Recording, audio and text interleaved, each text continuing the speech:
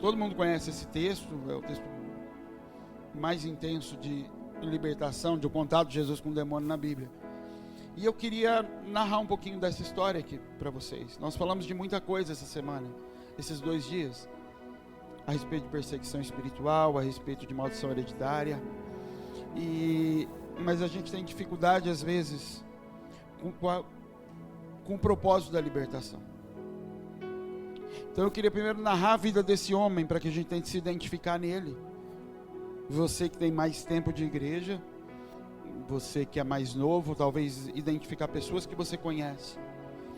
A Bíblia fala que Jesus pega esse homem, pega os discípulos e vai para outra margem do lago.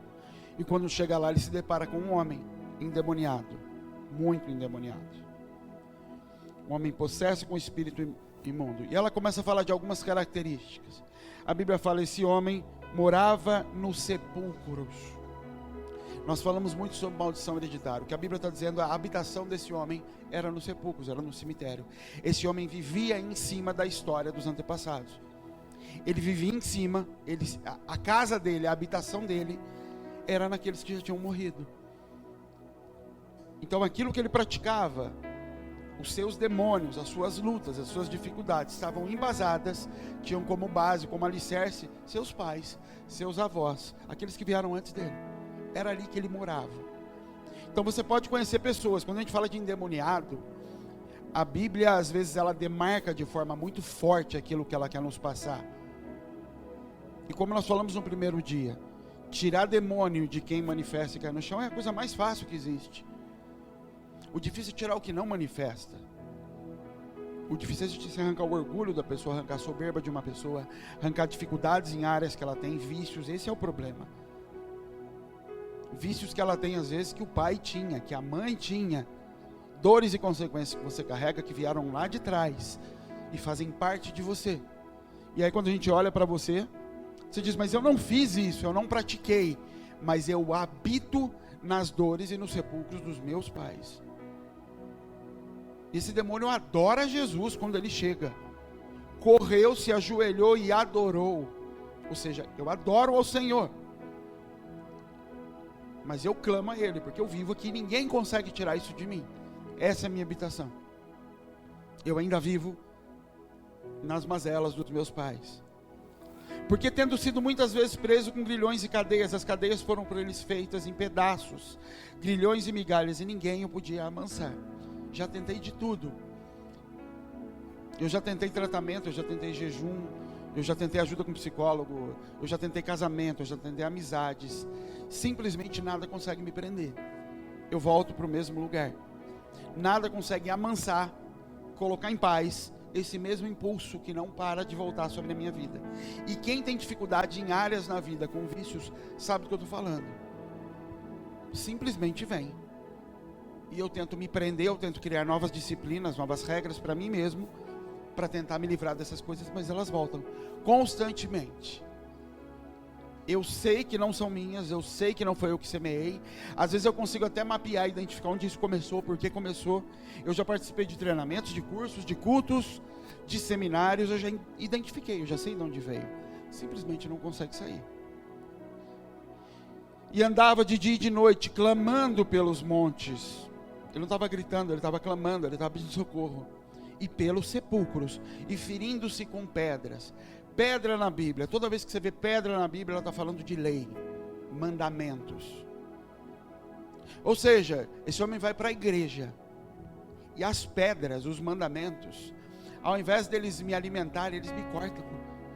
Porque quando eu leio um mandamento aqui, ele é contrário àquilo que eu pratico, e o que era para me alimentar, me mata.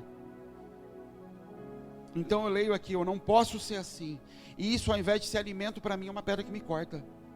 E eu vivo ferido pela palavra, porque todas as vezes que eu chego no culto e chego na igreja, ao invés do alimento, daquilo que está sendo colocado sobre a mesa, acalmar minha alma, aliviar o meu espírito, ela me fere, aquilo vem com uma pedrada em cima de mim, o tempo todo, porque ele me acusa, a palavra me acusa o tempo todo. Então eu clamo pelos montes, como Davi clama pelos montes, mas as pedras, as leis, ao invés de serem usadas para derrubar gigantes, elas são usadas para me machucar. Eu me corto com a Bíblia. Eu estou na igreja, mas eu me sinto acusado pelos meus comportamentos constantemente. Eu não sei mais o que fazer. E é por isso que alguns se matam, alguns abandonam a igreja, porque eu não sei mais o que fazer, pastor. Eu não dou mais conta, eu não sei, eu já cansei de lutar contra isso. Eu já orei, eu já fiz campanha, eu já fiz jejum, eu já fiz voto, eu já dei até dinheiro para Deus para ver se Ele me libertava. Ó, sei que ninguém nunca fez isso, mas tem gente que já ouvi falar. Não liberta, simplesmente não sai. E eu não sei mais, eu não aguento mais ir na igreja, porque eu ouço a palavra e ela só me machuca. Ela não me livra. Ela não me alimenta, ela não é pão. E aí eu penso até em abandonar a palavra, porque ela só me ataca, ela só me fere. Quando viu Jesus, correu e adorou, e clamando com voz, digo: que tenho eu contigo, Jesus, Filho do Deus Altíssimo? Conjuro-te por Deus que não me atormentes. Porque Jesus disse: sai desse homem, espírito imundo. E ele perguntou: qual o seu nome? Respondeu: Legião, meu nome, porque somos muitos. E rogava muito que não enviasse para fora daquela província. A gente falou de sepulcro, querido. Aquele povo, quando ele morava, é diferente de nós. É como lá no Manuel, eles moram muito parecido. Manuel mora aqui, a mãe mora ali do lado, o vô mora ali. As famílias vão se agrupando assim. Quando as cidades vão crescendo, sim, filhos saem, vão para a cidade. Mas naquela época ainda não era assim, todos moravam perto. Ou seja, o sepulcro da família normalmente fica perto da casa. E o que o demônio fala é: já que você quer que eu saia dele, não me tire do bairro. Me deixa continuar aqui, porque é onde eu habito. Eu saio dele, mas eu vou no filho. Eu saio do filho, eu vou no vizinho, vou no tio, vou no sobrinho. Porque a minha habitação é nessa família, é nessa casa. Não é nele apenas. Então, como o demônio não pode enfrentar Jesus, ele fala: tá bom, me tira, mas me deixa ficar por aqui. E aí Jesus lança esses demônios em porcos, 2.000 porcos. E passado um tempinho, esses porcos correm e se matam. E aí esse homem, milagrosamente, agora está são, sentado, calmo, ouvindo a palavra, comendo o que Jesus dá para ele, sem problema algum. Os outros é que quando vê, fala: agora ele está endemoniado, e toca Jesus dali. Eles estavam tão acostumados com o homem endemoniado. Você conhece gente assim, que quando você bebia, quando você aprontava, estava bem, ninguém te criticava. Quando você começa a fazer as coisas certas, eles começam a te criticar de tudo que você faz. Aí parece que agora você está com um problema. Isso era a família do gadareno. Agora que ele está bom, eles começam a falar: não, toca Jesus daí. Na verdade, o problema dos outros é que quando eles viam o gadareno daquele jeito, eles se identificavam nele. É igual o Vozé. O Vozé era assim também. Nossa família está acostumada com gente com esse tipo de problema. Gente limpa é que é difícil. Porque gente limpa confronta e acusa quem eu sou. Gente limpa que é problema para mim, na minha família. Porque minha família, todo mundo tem problema. Como é que um agora não tem mais? Na minha família, todo mundo é rejeitado. Como é que agora esse tio meu quer dizer que ele não é rejeitado, os outros estão aceitando ele? E aí você passa a ser um problema. Então eles mandam Jesus embora. E esse homem fala o quê? Jesus, eu quero ir junto também. Largar esse bando de endemoniado para trás. Esse bando de gente que tentou me prender esses anos todos, que botava cadeia em mim, que me amarrava, que nunca fizeram nada para me socorrer. Quero largar esse povo para trás. Jesus falou: não, você vai voltar agora. E vai mostrar para os seus, para a sua família, o que eu fiz para você. Se mostre para eles. E esse homem vai. Em outros textos a Bíblia diz que ele evangelizou, entre aspas, mas ele pregou o evangelho em 10 cidades. Uma região de 10 cidades chamada Decápolis. E é sobre isso que eu queria falar com você hoje. Sobre a responsabilidade da libertação. Deus não nos libertou, querido, para a gente simplesmente ser livre. Nunca foi plano de Deus isso. Nós crescemos, e quando eu falo nós, pelo menos eu, na igreja, com a ideia de que eu aceitei Jesus, eu abandono tudo e todos lá fora, largo as coisas velhas para trás, tudo se fez novo, e eu vou para o céu. E minha família serve para aparecer lá de vez em quando com a Bíblia debaixo do braço e falar: vocês vão para o inferno, hein? Vocês estão do diabo, porque eles me feriram, eles me machucaram. E eu vou para o céu, e eu volto para a igreja. Mas não existe isso na Bíblia, em lugar algum. Toda a história da Bíblia, desde Gênesis, desde Eva, já era: você vai arrumar aquilo que fez. Em Eva já é: você vai gerar um filho, e esse filho vai vencer naquilo que você caiu. Isso, desliga isso, pelo amor de Deus. Em Eva já era: o filho da mulher vai pisar a cabeça da serpente. Em toda a história, Abraão, Deus disse: vou te dar uma terra que mana leite e mel.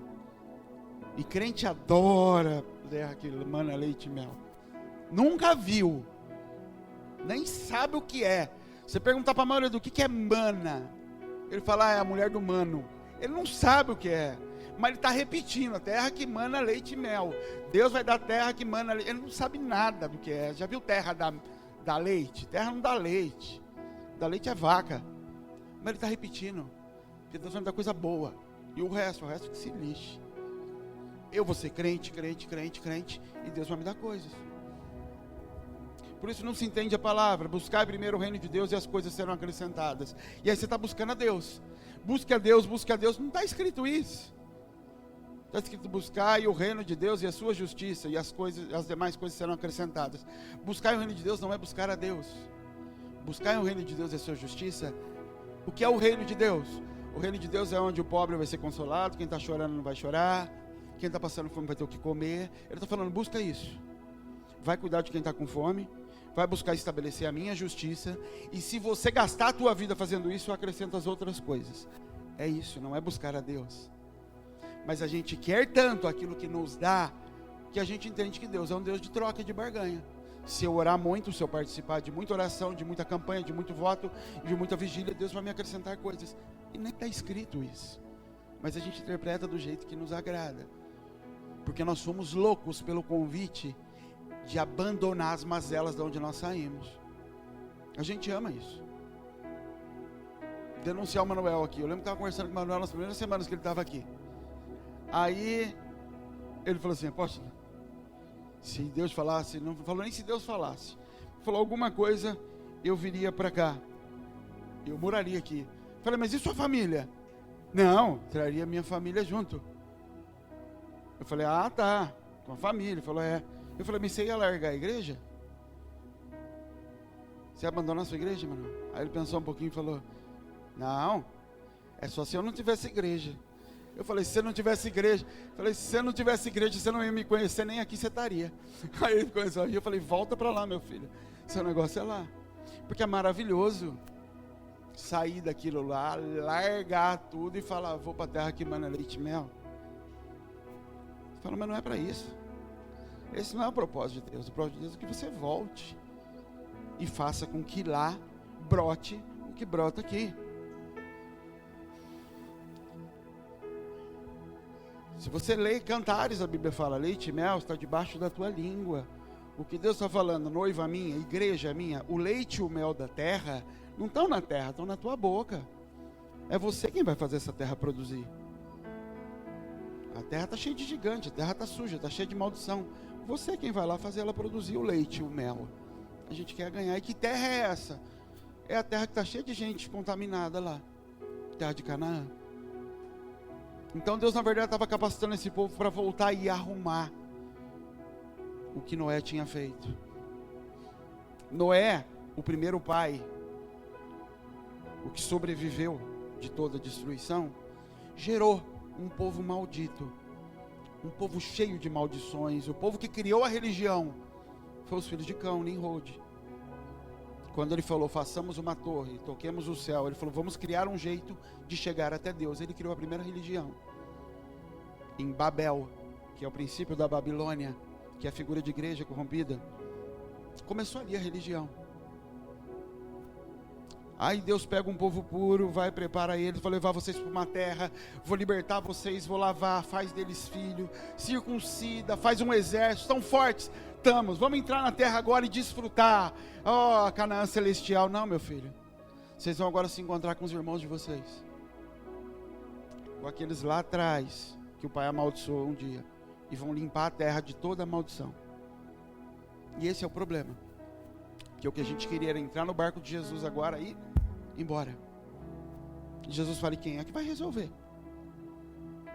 Eu vou ter que descer aí? Por isso que Jesus, quando vem e os gentios começam a querer Jesus, Jesus fala: não, eu não vim para vocês, eu vim para resolver os problemas do meu povo, eu vim para remir o que o meu pai Adão lá atrás fez de errado. Eu vim para remir a minha casa de Israel. Depois ele abre a possibilidade para os gentios. O que ele está dizendo: eu tenho responsabilidades antes. Eu vim para arrumar os problemas da minha casa. Eu sou um filho de Abraão. Você, independente de ser filho de Jesus hoje, você continua sendo filho do João, filho do José, filha do Paulo, filha de toda aquela desgraça de onde você saiu. E Jesus não vai abrir mão de que você volte e manifeste esse Jesus. Não quer dizer que hoje você vai sair correndo para lá, para ter que arrumar as coisas, porque às vezes você nem tem o que oferecer hoje. Tem um homem que eu amo, tem dois homens, tirando Jesus, eu acho que é até pecado falar que eu gosto mais de ouvir eles do que ler Jesus, então eu não vou falar. Mas eu amo dois homens na Bíblia de paixão. Um é Davi, chapa, e José. E quando você olha para a vida de José, é muito lindo. Lindo, lindo. José era amado pelo pai dele, inteligente, fiel, mas cresceu numa casa totalmente desestruturada, toda arrebentada. A casa de José, se você acha que a sua casa era disfuncional, a casa de José tinha 4 mulheres, 4 mães. Na verdade, o pai se casou com 2, só amava uma. A segunda era rejeitada e ficava o tempo todo querendo o amor do pai dele, do marido. Lia queria o amor de Jacó o tempo todo, fazia de tudo para ser amada por Jacó. Mas Jacó só tinha casado com ela porque era uma regra da família. Aceitou aquela mulher e casou com ela. Ela era carente, ela amava o marido, ela queria o tempo todo agradar o marido. Raquel era amada por ele, que era a irmã mais nova. Então Raquel até desprezava. Ah, hoje eu não quero dormir com você não. Lia, toda oportunidade que tinha, queria estar na cama com o marido. Queria fazer presente, queria cozinhar para ele, queria mostrar que amava. E ele não estava muito aí para Lia. Ele amava Raquel, mas Raquel não conseguia ter filho. Então Lia, até quando tinha filhos, ela fazia os filhos para ser amada pelo marido. Ela fazia e falava: agora ele vai gostar de mim, porque eu dei um filho para ele. E mesmo assim ele não gostava, porque ela não estava com ela por causa dos filhos. Ele amava Raquel. Quando Raquel vê que Lia tem filhos e ela não consegue ter filho, ela vai pedir a Deus: Deus, me dá um filho, me dá um filho, me dá um filho. Deus dá um filho para ela, dá José, o filho da mulher amada. E logicamente esse menino passa a ser o preferido do pai, porque ele é filho da mulher que ele ama. Como Davi amava muito a Salomão, porque era filho de Batseba, a mulher que ele amava. E aí começa a briga dentro de casa, porque aí Raquel fala: antes mesmo de ter José, eu não consigo ter filho, Lia está tendo filho. Aí ela pega uma escrava dela, a funcionária, a empregada dela, e fala: ô Jacó, faz filho nela aqui, e como ela é minha serva, os filhos vão ser meus. Ela bota mais uma mulher para acessar a intimidade do marido. Não interessa, o que importa é que vai ter filhos.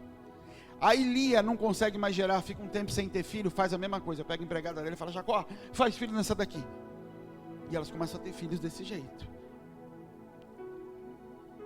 O último filho de Raquel é Benjamim. Raquel morre quando dá à luz a Benjamim.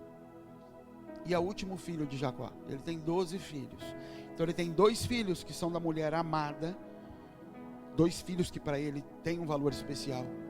Um que é José e o caçulinha, que é Benjamim. E tem outros 10 na casa. E essa casa é um pé de guerra. Se você acha que a sua tinha problemas, essa casa tem um homem ausente, no sentido de que não é como a nossa comunidade. Ele tinha uma tenda dele, cada mulher tinha a sua própria tenda, e ela ia dormir com ele à noite quando ele chamava. Elas não se davam, não conversavam, não se gostavam, viviam em atrito, e os filhos crescem nesse meio, em turmas. Filhos da escrava da outra, filhos da Lia. Então, eu sou filho da mulher. Mas meu pai nem gosta dela. Era um inferno a briga entre esses irmãos. E eles vão crescendo nisso. Raquel morre, Jacó fica com aqueles filhos, com os 2 filhos que ele amava. E ele pega José, que não era o filho mais velho, mas ele diz: você não é o mais velho, mas é você quem vai assumir meu lugar. Ou seja, não interessa as regras de família, eu vou passar por cima de tudo, e eu vou colocar você para ser o meu primogênito. E aquilo dá mais raiva ainda nos outros irmãos. A perseguição aumenta, porque agora ele é preferido do pai. E os outros irmãos estão falando: mas eu nasci antes, mas eu sou crente há muito mais tempo que ele, como é que agora ele é preferido do pai? E aí o ciúme aumenta, e a tensão vai aumentando naquela casa. E aí o pai ainda pega esse irmão agora, que não tinha direito de estar naquele lugar, e manda ele fiscalizar os outros. E dizem: você eu confio ou não confio nos outros? Pronto, acendeu o pavio, e esses irmãos decidem: vamos matar ele. Então, filho, você acha que você foi perseguido na tua casa, que você tinha problema com irmãos? Se eles não chegaram ao ponto de querer te matar, fica tranquilo, está longe ainda. E eles falam: vamos matar José. Eles vêm de longe e falam: lá vem ele. José, no meio disso, ainda tem sonho. Deus dá sonho para José, e no sonho de José, José manda nos irmãos, manda no pai e na mãe. Aí os irmãos querem, porque quer arrebentar ele. Fala o que ele está pensando que é. Porque agora ainda está vindo me contar a profecia que Deus disse que vai usar ela, que ela vai ser profeta. Ixi, agora eles querem acabar com a vida dele. Quando José eles veem de longe, José vindo para fiscalizar eles. Ele fala: lá o sonhador. Lá o queridinho. Vamos matar ele. E eles iam matar José, literalmente. E aí Simeão, filho mais velho, um pouco de juízo na cabeça, fala: não, de jeito nenhum, não posso deixar isso. Não vamos tão longe. E aí ele tenta dissuadir os irmãos, fala: não, gente, peraí, vamos devagar. Bota ele numa cova, um poço seco, enfia ele lá dentro, larga ele um tempo lá. Fala: deixa ele aí para ele aprender uma lição. E ele fala: deixa eu ver como é que eu vou livrar ele aqui, porque está errado, a gente não pode fazer isso por causa do meu pai. Eu odeio ele, mas não pode chegar a esse ponto. E Simeão sai por algum motivo, passa uma caravana que comprava escravos. Os irmãos falam: aí, vamos vender ele. Vendem esse menino para o Egito. E esse menino vai ser escravo no Egito. Os irmãos botam ele lá. Ele não tem culpa de nada. Ele não fez nada de errado. Ele não escolheu ser filho de Raquel. Ele não escolheu ser amado. Ele não escolheu nada. Ele é vítima de toda a situação da vida dele. Ele vive o que a vida colocou diante dele. Mas isso gera raiva nos irmãos. E ele vai no Egito, e pela bênção de Deus sobre ele, pelo talento de José, José era um bom administrador, ele cuidava das coisas do pai. José vai para a casa de Potifar. Ele, ao invés de ir para o lugar dos escravos mais baixos, ele é comprado por um homem de alto escalão no Egito, que fala: não, você vai ser gerente na minha casa. E a Bíblia diz que ele, na casa de José, de Potifar, ele cuidava de tudo. Não faltava nada, a ponto de Potifar falar: eu não me preocupo com mais nada. Ele paga as contas, ele faz compra no mercado, ele contrata as faxineiras, eu só chego, como, durmo, ele faz tudo. E aí a mulher de Potifar acusa José de ter dado em cima dela, de tentar estuprar ela, e era mentira. E José vai para a cadeia. E cada vez que a vida de José vai piorando, ele olha para trás e fala: essa desgraça toda é por causa dos meus irmãos. Eu não fiz nada para merecer isso. E o pai de José, essa hora, está achando que José morreu. Porque eles contaram para o pai que José morreu. Ele morreu. Está aqui a túnica dele, cheia de sangue, sujaram com sangue de um animal. Falaram: está aqui, ele morreu. E José está ali: eu não fiz nada para estar aqui.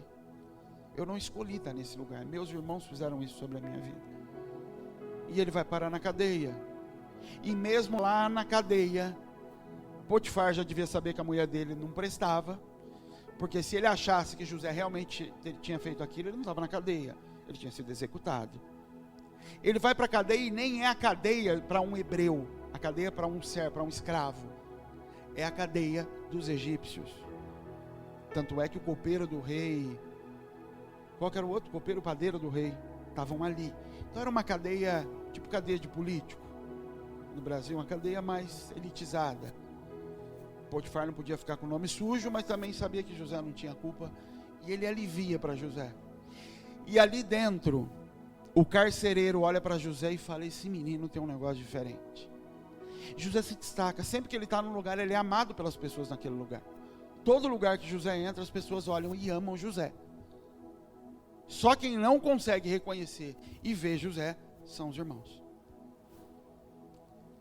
Por quê? Porque os irmãos também cresceram numa família totalmente destruída. Os irmãos cresceram na casa de um pai que enganou o próprio irmão para poder ter o que queria. Consequentemente, esse pai foi enganado pelo sogro e teve que casar com uma mulher que não queria. E isso vai só empurrando para frente. O engano vai só sendo empurrado para a geração seguinte. Um enganando o outro, um enganando o outro. E os filhos vão pagando o preço. Então aqueles filhos odiavam o irmão. Por que eles odiavam os irmãos? Porque as mães se odiavam. As mães odiavam os filhos umas das outras. Então todos se odeiam. Isso vai sendo empurrado. E José aponta lá na frente, que agora está pagando o preço. Até que José tem o sonho, interpreta o sonho do faraó. E eu não vou ler todo o texto com você, mas eu queria abrir a Bíblia em Gênesis, alguma coisa aqui.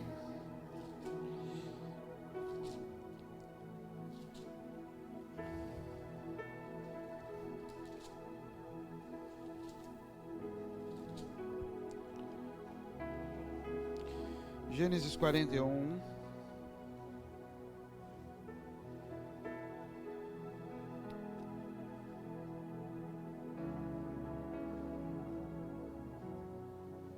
Verso 38.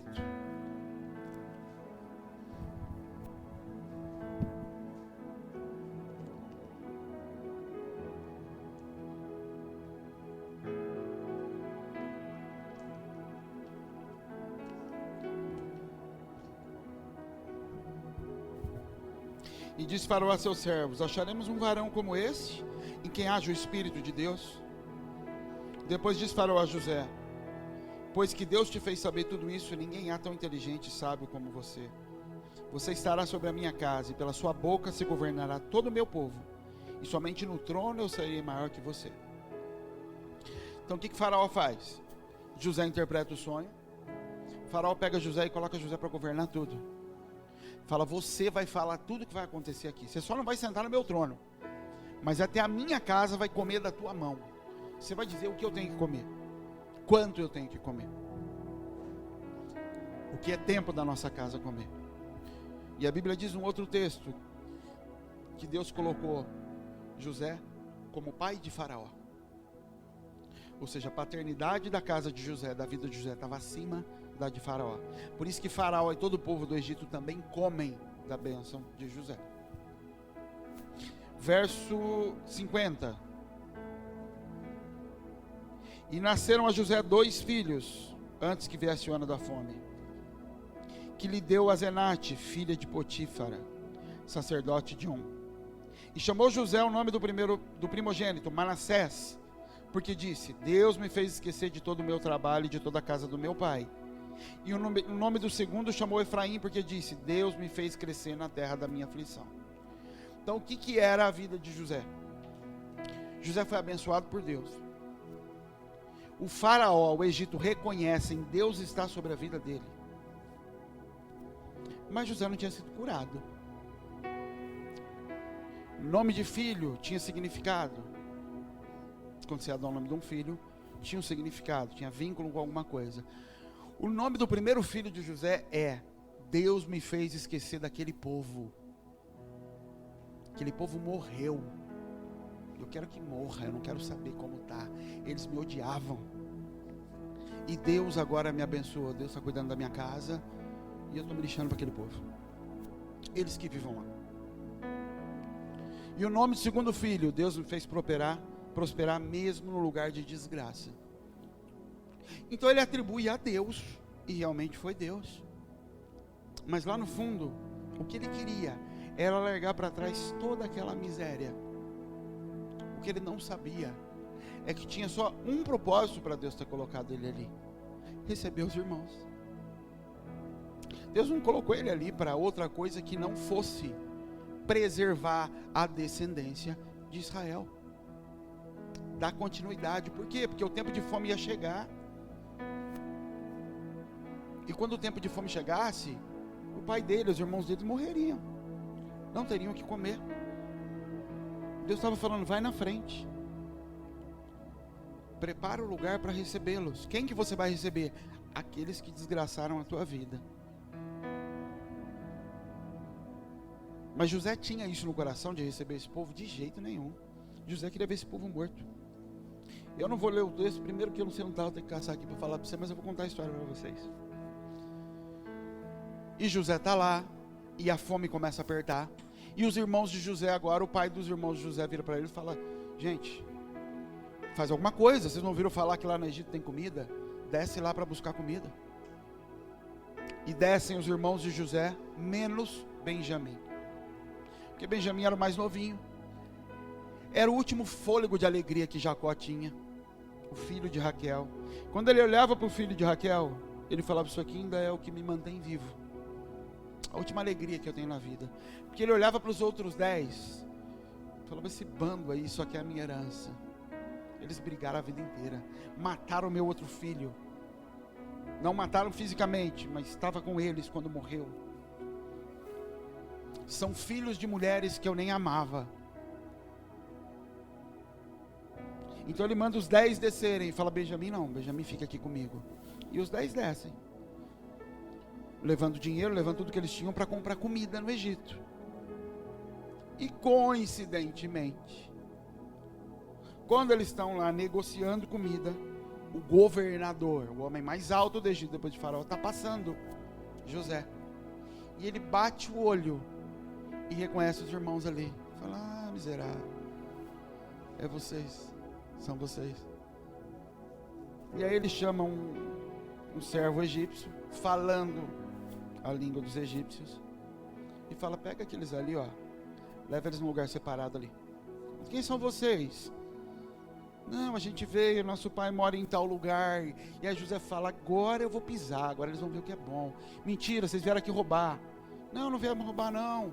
Ah, vieram. Não, não viemos. Então faz o seguinte: bota comida, pegou a comida deles, mandou devolver o dinheiro deles. E eles sobem. E José não disse quem ele era. Na hora, o que José fez, quando José manda devolver o dinheiro deles, isso é o coração de José lá no fundo, que é bom, não querendo dar o braço a torcer, que é bom. Então eles não vão saber que eu sou irmão deles, eles que voltem para lá. Dê uma balançadinha aqui no coração, devolve o dinheiro para eles, mas vai embora. Vai embora. Eu aliviei minha consciência, que eu ainda dei uma bençãozinha para eles. Eles voltam para casa, quando chega lá eles abrem os sacos de comida e o dinheiro está dentro. Fala: meu Deus do céu, vão achar que a gente roubou, porque o dinheiro voltou junto. Fala: que a gente vai fazer? Ah, não sei, vamos ficar aí. E eles comem, acaba a comida de novo, precisa voltar lá. O pai fala: volta. Não, mas aquele homem falou que a gente não pode voltar sem Benjamim. Ele falou que era mentira.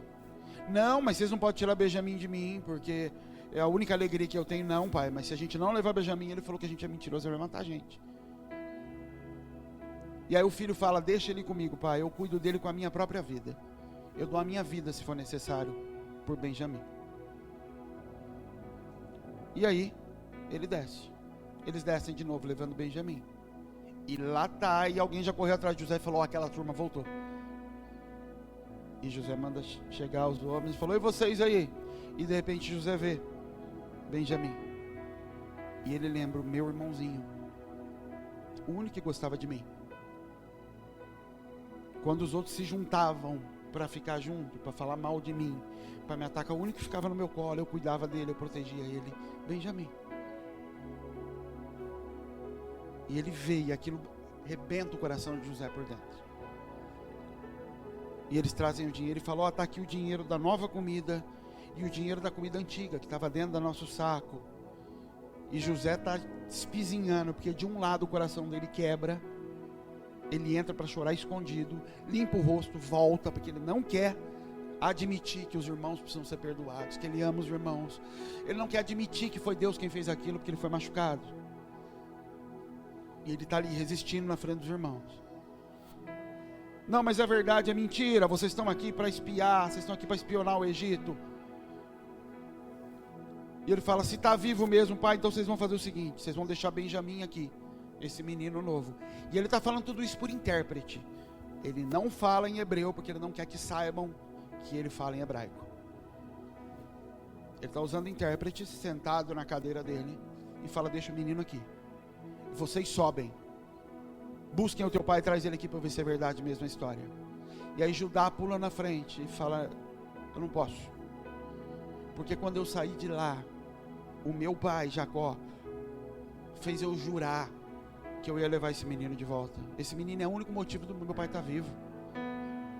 Meu pai já quase morreu quando perdeu o primeiro filho, que era ele. Como é que eu tiro a alegria de viver dele agora com esse menino? Fique eu aqui. E ele se coloca por expiação pela vida de Benjamim. Judá faz o que Jesus fez lá na frente. Se coloca por expiação da vida do filho mais novo. De você, nós que somos irmãos mais novos. Fala: fica comigo, mas deixa o menino. Quando ele faz isso, José não aguenta. Ele grita, manda todos os funcionários saírem e começa a chorar. E a Bíblia fala que ele grita, que ele urra, chorando ali. E os irmãos estão olhando para a cara dele: que é isso? E de repente ele começa a falar em hebraico. Ele falou: eu sou José, eu sou irmão de vocês. Essa era o que os irmãos dele falam: lascou, agora ele vai matar todo mundo. Eles falam: não, foi Deus que mandou aqui. Foi Deus que me mandou na frente. Deus me enviou aqui para preparar um lugar para que a nossa família não morra no meio da desgraça que foi criada lá atrás.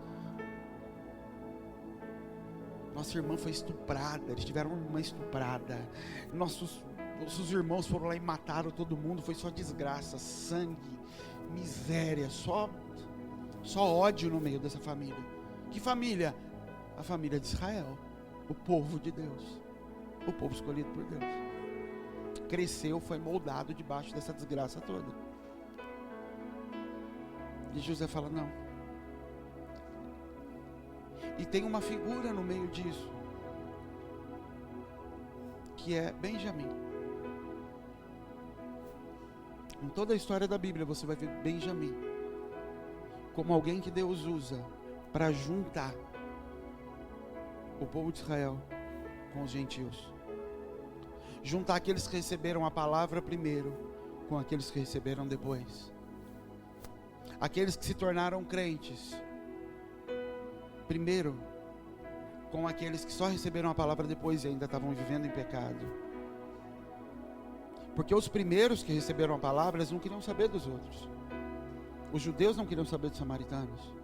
Os hebreus não podiam se misturar com os outros. Os crentes não podem se misturar com o mundo. A família que faz parte da parte evangélica da família não pode ir na festa dos outros. É tudo separado. E sempre tem um Benjamim que quebra o coração de José e fala: receba os outros. Os outros precisam de você. Paulo era da tribo de Benjamim. E por ter recebido a lei primeiro, ele quer destruir aqueles que receberam Cristo depois. E dizer não, não e não. E aí Deus tem que pegar um benjamita e falar: não, você vai unir as duas coisas. E aí Paulo é alguém que está sempre no meio, entre os judeus e os gentios, e juntando as coisas. E essa é a missão do gadareno. Vocês lembram onde Paulo foi pego por Jesus? Lembram? Onde, gente? Damasco. Sabe onde é Damasco? Damasco é a última cidade de Decápolis. Quando você sai de Jerusalém e sobe, são 10 cidades, Damasco é a última. Quando Paulo terminou o trajeto de Decápolis, da terra do Gadareno, Jesus pega ele e fala: não, você está indo para lá para pegar cartas para voltar e perseguir o povo daqui, e apontar o dedo para o povo daqui. Não, Gadareno, você está querendo vir comigo, e a tua família vai ficar para trás como acusação, como a desgraça de onde eu saí. Não é para isso. Não é para isso que eu estou te tirando desse lugar. Agora, eu tenho, e às vezes quando eu tenho conversas pessoais com alguns que vêm se aconselhar, eu falo: gente, eu sou José ainda em algumas áreas. Tem situações na minha vida que eu ainda chamo de Manassés, que dentro de mim ainda são: Deus me fez esquecer daquela desgraça. Tem situações ainda que, quando me são apresentadas, eu falo: não me fala disso. Eu ainda não tenho condições de lidar com essas pessoas. Eu ainda não consigo. Benjamin ainda não me foi apresentado. Mas vai ter o tempo em que isso vai ter que acontecer. Então eu não estou aqui para te dizer: você tem que sair daqui e conseguir amanhã ir na casa do teu pai. Não adianta, isso não funciona desse jeito. Você tem que sair daqui e conseguir amanhã conversar com seus tios, seus irmãos, liberar perdão para eles. Não é assim que funciona. Mas você tem que saber que o propósito de Deus é esse, que a libertação que está entrando na tua vida, que está te curando, vai ter que ser espalhada de onde você saiu. O propósito é que você prepare o lugar. Libertação nunca é pessoal, é sempre com família. Sempre. A libertação, quando o povo de Israel começa o processo de libertação na terra de Canaã, não foi com Jericó, foi com a casa de Raabe. É uma casa que é salva primeiro. Uma casa é liberta primeiro. Não foi Raabe, foi a casa de Raabe. Ela conhece aqueles espias. Ela conhece o Senhor ali. E os espias dizem para ela: coloque a sua família aqui dentro. Pendure na janela da tua casa, não é no teu pescoço, é na janela da casa. Você vai pendurar um cordão vermelho, e toda a tua casa vai ser salva, porque você intercedeu, porque você se colocou nesse lugar, e toda aquela casa é salva. Deus não quer colocar um cordão vermelho no teu pescoço, Ele quer colocar na janela da tua casa. Não se pese, não se culpe se hoje isso não é viável, se hoje teu coração ainda não está nesse lugar, mas entenda que esse é o propósito. E não permita que Satanás encontre lugar no teu coração, para você crer que de alguma forma você vai construir isso para a tua vida, vai levar sozinho, pessoalmente, ministerialmente, profissionalmente. Não vai. O propósito de Deus é voltar e arrumar o que teus pais fizeram, o que os teus avós fizeram.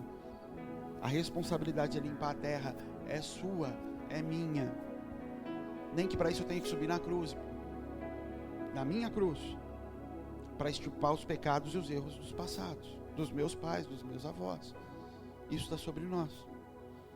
E Raabe é nada mais, nada menos, depois era uma prostituta, alguém do qual a família devia ter vergonha. Imagina que o pai de Raabe morreu de orgulho pela filha. Os irmãos de Raabe não eram apaixonados pela profissão da filha, da irmã. É a prostituta da família. Mas a salvação vem por ela. E todo mundo é salvo por ela. E ela é simplesmente depois a tataravó de Jesus. Ela sai dali, vai andar com o povo judeu, se casa com um judeu da tribo de Judá, e dela vem Jesus. Ela gera um filho, que gera outro filho, gera outro filho. Aí ela tem um neto, tataraneto, que é Davi. Só isso, só Davi. E depois Jesus. Quem? A prostituta. A pior da família. Aquela porcaria da família. Mas a glória dela não está em ter sido isso. A glória da vida dela é em ter levado a família para esse lugar junto. A família olhar e falar, quem diria? A piorzinha. Que deixa eu te falar, Deus adora os piorzinhos. Deus ama os rejeitados. Ele adora aqueles que ninguém quer. Mas não vai ficar orgulhoso também porque ninguém te quer. Mas Ele ama aquele que ninguém quer. Então Ele fala, eu sou Deus, o pai do órfão e o marido da viúva. Já que é órfão, ninguém adotou, eu sou pai dele. Ele é pai dos outros também? Também, mas Ele não afirma isso como Ele afirma do órfão. A viúva, ninguém apossou dela para cuidar, não, então eu sou marido dela. Sou pai da vida dela. O problema é que você precisa entender que você deixou de ser órfão, que agora você tem pai. Porque senão você vai ter pai e ficar vivendo como órfão. Você vai ter marido e ficar vivendo como viúva. Aí é problema, porque aí Deus vai falar, querido, aí nem eu, né? Aí é você. Muitos de nós, muitos aqui, vocês carregam um monte de feridas. E a maioria, muitos desses problemas são guardados lá no fundo, lá no fundo. Coisas da sua infância que você passou, tua mãe, você viu teu pai fazer isso, você assistiu tua mãe fazer tal coisa, desgraças, tudo foi formando a tua personalidade. E quem te olha aqui, nem imagina. E você já criou uma casca para proteger isso e para conseguir viver com isso. Mas isso vai te perseguir a vida inteira. Enquanto esse pus todo que está fechado não vier para fora, é igual a inflamação. Está tranquilo desde que ninguém encoste. Tá aqui, tem um caroção aqui, você fala, é meu jeito, é assim mesmo. Deus não fez assim, ó, tem um caroço. Desde que não encoste, não dói. Inflamação é assim, tá ali, só não pode apertar. E aí você acha que aceitou Jesus e vai parar de doer. Ele fala, não vai não, vamos cortar isso daí. Traz todo o pulso para fora, vai doer. Vai vir um cheiro horrível. Você vai voltar a sentir o cheiro de coisas que há muito tempo você não sentia. Vai voltar a ter que lidar com podridão que você queria esquecer que existe. Está ali, limpa. Vai passar uns dias limpando aquilo. Depois aquela ferida fica aberta. E aí se protege, passa remédio, vai cuidando, e vai curando, e vai curando. E vira uma cicatriz. E quando vira cicatriz, você até expõe para os outros. Fala, eu fui abusado quando era criança. A pessoa não quer nem lembrar que ela também foi. Mas você fala, eu fui curado. Deus me curou. Eu fui abusado quando era criança. De todas as formas e maneiras, emocional, sexual, todos. Deus me curou, que eu nem lembro. Eu lembro para contar a história. Quando alguém está chorando, eu falo, filho, também já estive nesse lugar aí. Mas se isso não for trazido para fora e tratado, você vai ficar carregando e fingindo que você é um filho de Deus, que se parece com Jesus e parece nada, você sabe que não parece. Você sabe que você está se cortando com a palavra, que o pastor vem de domingo de novo com aquela palavra, fala de novo, ele está pregando para mim, ele não gosta de mim, ele fica pregando para mim. Não é que eu fico pregando para você, filho, é que a pedra te corta toda vez que te é apresentada. Todas as vezes que eu leio os 10 mandamentos, você fala, mas de novo eu sou pego nesse negócio. É porque você não foi sarado. Então você vai ser apedrejado. Aquele que se lançar sobre a pedra, sobre a rocha, vai ser feito em pedaços. Quando eu me lanço em cima da palavra e falo, me mata, eu sou partido. O corpo que foi partido por vós é o que se lança sobre a rocha. O problema é que se eu não me lanço, a Bíblia diz, mas aquele a quem a pedra vier em cima, vira pó. O que é pó? Do pó vieste, do pó voltarás. Ou seja, as pedras que começam a vir em cima de você, ou você se lança em cima da palavra, ou ela vai se jogar em cima de você, ela vai te matar. Te corta, te corta, te corta, até que te mata. E aí do pó vieste, do pó voltarás. Você escolhe. Mas a palavra vai vir confrontar você um dia na tua vida, seja agora ou seja no dia do juízo. Ela vai se confrontar com todos.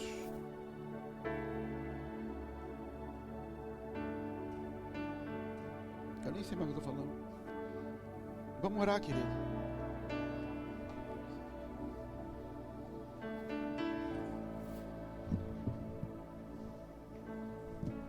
A maior dificuldade de libertação não é no espírito, é com a alma.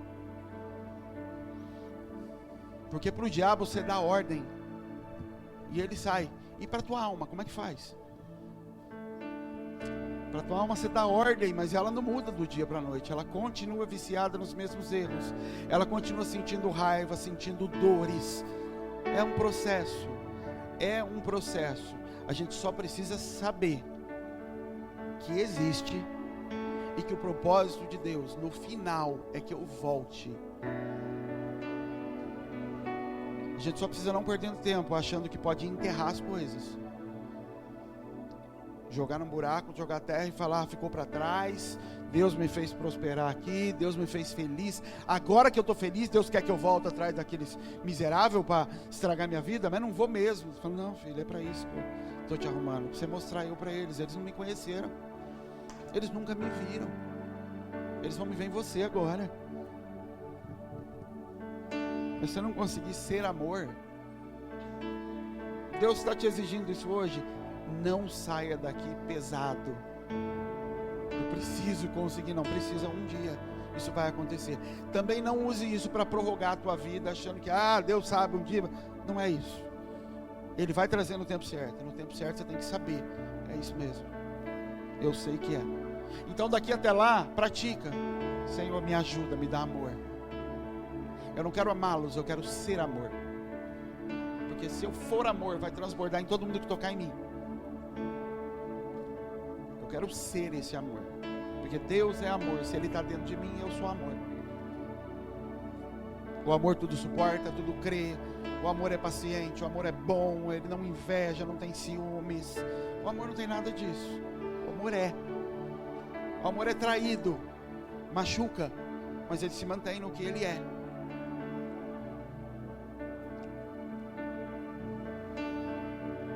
Eu não ia fazer isso, mas eu queria orar com você, querido. Se você tem que perdoar pessoas, ainda que não hoje, ainda que seja um alvo na tua vida, se tem histórico na tua família, do qual você precisa resolver, lugares que você precisa voltar,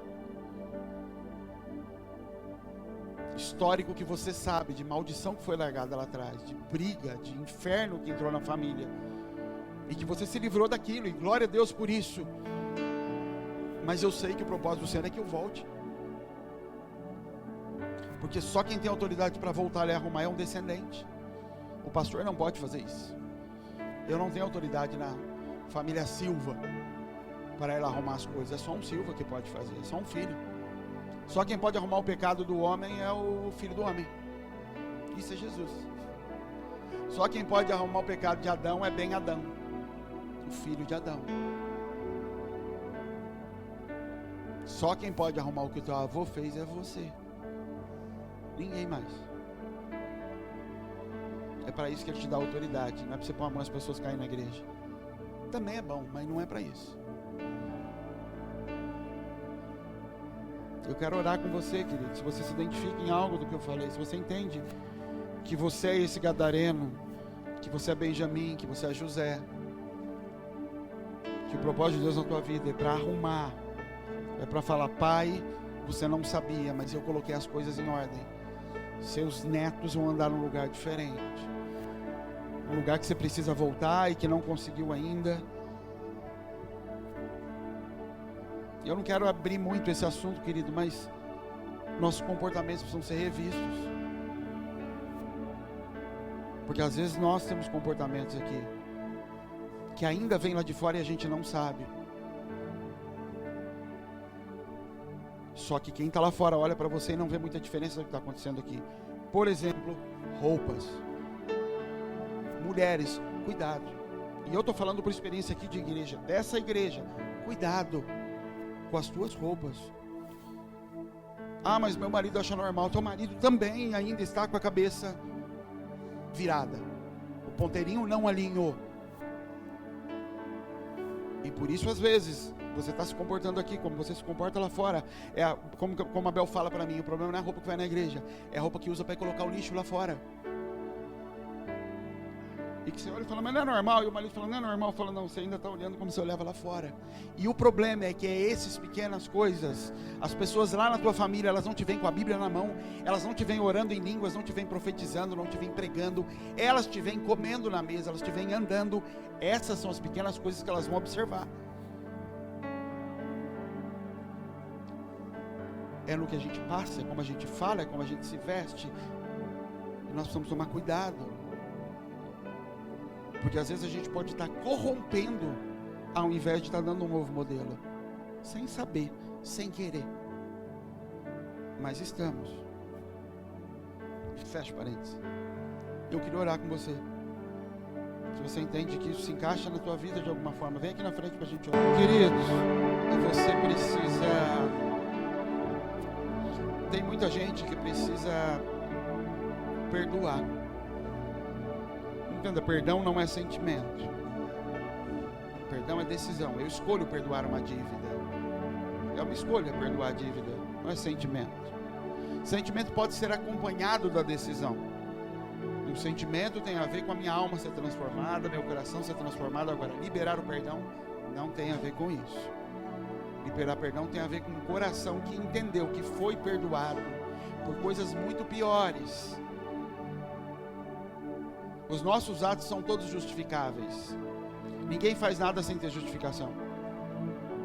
Quem rouba, ele tem uma explicação porque ele está roubando. Tem uma explicação para a alma dele. Pode não fazer sentido para você, mas para ele tem. Uma pessoa que bebe, ele tem explicação para ele, para o que ele está fazendo. Uma pessoa que bate no outro, ele tem uma justificação pelo que ele está fazendo. Ninguém faz por loucura. Então você, os seus pecados, os seus erros, existe justificação para eles dentro de você. Eles nunca são mais graves que os dos outros. Mas aos olhos do Senhor, eles são tão graves quanto os dos outros. Eles são fruto de Satanás na tua vida. O texto que o Denis leu aqui, nós fomos perdoados de coisas muito piores e temos dificuldade em perdoar. Mas a cura começa quando a gente perdoa. E talvez nessa manhã, se você nunca fez, você precise liberar perdão. Você precisa falar: Senhor, eu perdoo meu pai pelo que ele fez, pelo que ele fez comigo, pelo que ele fez com a minha mãe. Eu perdoo aquela pessoa que me machucou, que me humilhou lá atrás. Eu perdoo, Senhor. Eu ainda não tenho sentimento, o Senhor sabe disso. Me ajuda a me parecer com o Senhor.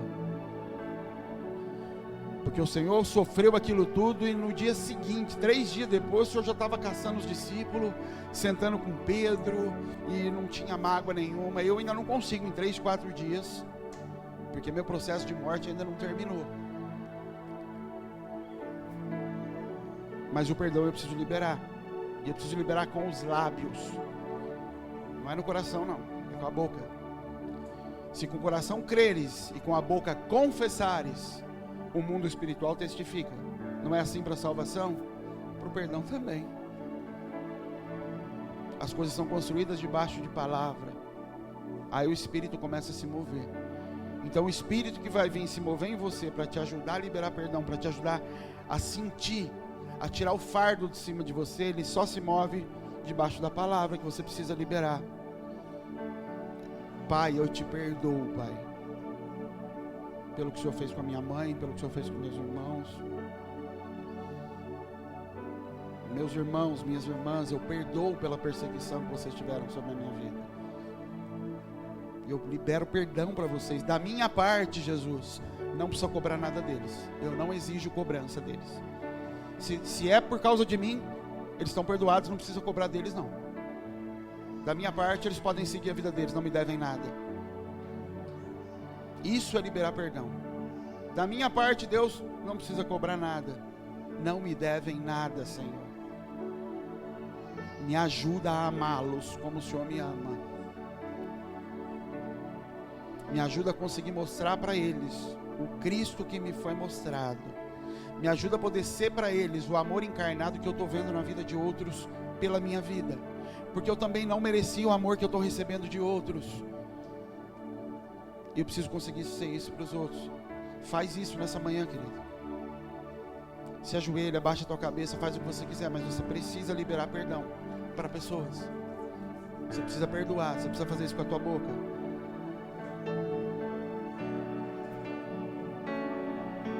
Porque se a gente não perdoa, a gente também não é perdoado.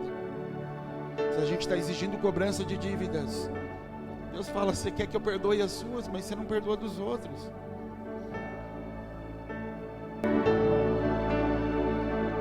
Como nós falamos, querido, lembre-se no primeiro dia ou ontem, libertação, só quem liberta é Jesus.